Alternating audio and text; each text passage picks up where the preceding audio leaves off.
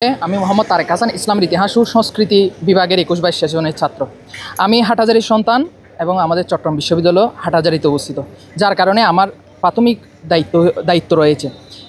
সেই জায়গা থেকে আমি প্রার্থী হিসেবে দাঁড়িয়েছি। দ্বিতীয়ত, আমি অনেক দিন ধরে আমার স্বাস্থ্য বিষয়ে আমি কাজ করেছি, বিভিন্ন কমিউনিটিতে বিভিন্ন জায়গায় কাজ করি। সেই বিষয়ে আমার অভিজ্ঞতার জায়গা থেকে আমি মনে করি শিক্ষার্থীদের জন্য ভালো কিছু করতে পারবো।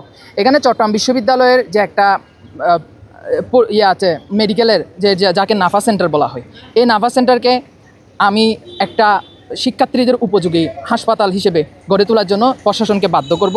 এবং আমরা যদি দেখেন যে টয়লেট রয়েছে, এটাকে কি টয়লেট বলবো নাকি ময়লার স্তূপ বলবো আমি জানি না।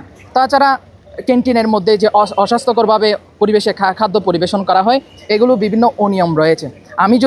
আমাকে যদি হাটহাজারী থেকে আমাকে মনোনীত করা হয়, তাহলে হাটহাজারীর আওজান ফটিকছড়ি আপামর চট্টগ্রাম বিশ্ববিদ্যালয়ের শিক্ষার্থীরা যদি আমাকে নির্বাচিত করে, ইনশাল্লাহ আমি শিক্ষার্থীদের পক্ষ হয়ে তাদের দাবি দাওয়া পূরণ করার মাধ্যমে প্রশাসনকে আমি সহযোগিতা করব শিক্ষার্থীদের দাবি দাওয়া যাতে পূরণ করে। তাছাড়া আমাদের যে ইউনিভার্সিটি মেডিকেল সেন্টারের যিনি অফিসার রয়েছে, তিনিও আমাদের হাটহাজারী।